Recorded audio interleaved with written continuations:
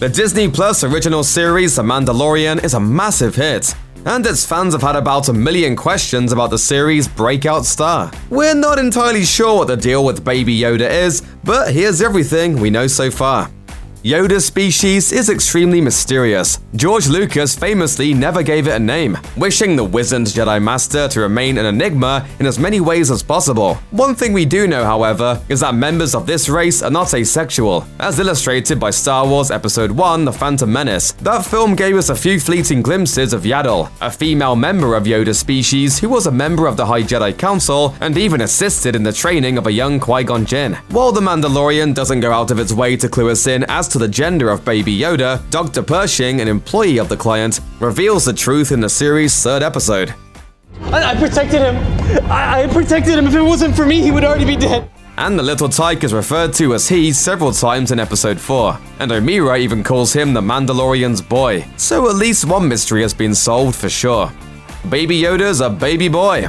With that out of the way, let's move on to a question that might sound silly at first. Is Baby Yoda actually the Yoda we all know and love? After all, the Jedi Master was a baby once, and it would certainly explain the little guy's importance to the remnants of the Empire and the Rebellion alike. Of course, giving this question a few moments thought produces an obvious answer. No way. At least not unless Yoda's species practices reincarnation. The Mandalorian takes place between the events of the original Star Wars trilogy and the sequel films. And you may remember that Yoda became one with the Force and died during the events of Return of the Jedi. While we suppose it's possible that the series could throw us a curveball with an actual Yoda in an infant's body reveal, nothing in the show's plotting thus far indicates, to be frank, that it would take a route that's quite so lazy. No, we're pretty sure that a new character Baby Yoda is. The reincarnation of Yoda, he is not. Of course, there is another possibility. That Baby Yoda could be a clone of the late Jedi Master. It's been pointed out by astute fans in a promotional image featuring Dr. Pershing. He appears to be wearing a patch with an insignia that is very, very similar to those worn by the clones of Jango Fett, produced on the planet Kamino, as seen in Attack of the Clones. This could be a coincidence, it could be misdirection, or it could be a dead giveaway.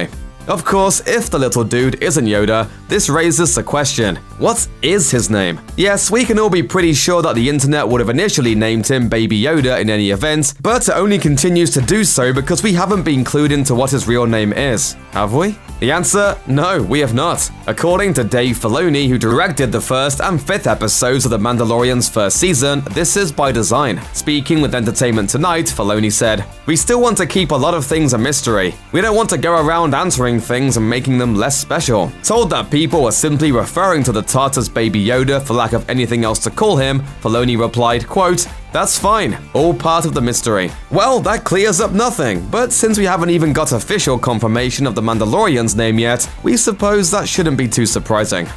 One of the most dramatic moments in The Mandalorian so far came in the 2nd episode, when Mando is nearly killed by a vicious mudhorn. Wielding nothing but a knife, the Mandalorian lowers his head as the beast charges, but the charge is interrupted by Baby Yoda, who uses the Force to levitate the snarling monster, allowing the Mandalorian to finish it off. So how the heck is an infant able to use the Force? Doesn't that require super intensive training? Well, yes and no. Don't forget that, as revealed by the Phantom Menace, children can indeed be Force sensitive and tap into its power with little to no training. Consider Anakin Skywalker, whose status as one of the best pod racers in the galaxy as a mere youngling was thanks to his insane midichlorian count, even higher than Master Yoda, as we recall Obi-Wan Kenobi saying. Sure, Anakin wasn't levitating stuff as a child, but we find it highly likely that members of Yoda's species are naturally Force sensitive, taking into account that the only two to be introduced prior to Baby Yoda's arrival were both esteemed Jedi Masters. Until the Mandalorian gives us a better explanation for the little guy's Force abilities anyway, that's the best one we've got.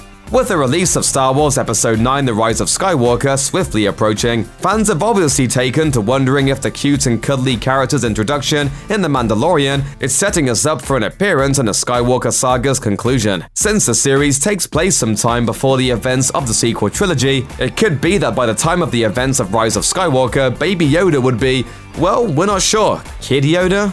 Tween Yoda, perhaps? old enough at any rate to potentially play a key part in the story. However, we find this to be highly unlikely. There's no evidence that The Mandalorian's creator and lead writer Jon Favreau has coordinated in any way, shape, or form with Skywalker writer-director J.J. Abrams, and a young Yoda cameo, while likely a crowd pleaser, would be off the charts distracting, not to mention shoehorned in, considering what we know about the plot of Skywalker. No, we're thinking that Baby Yoda will be a character specific to The Mandalorian, and that's just fine by us.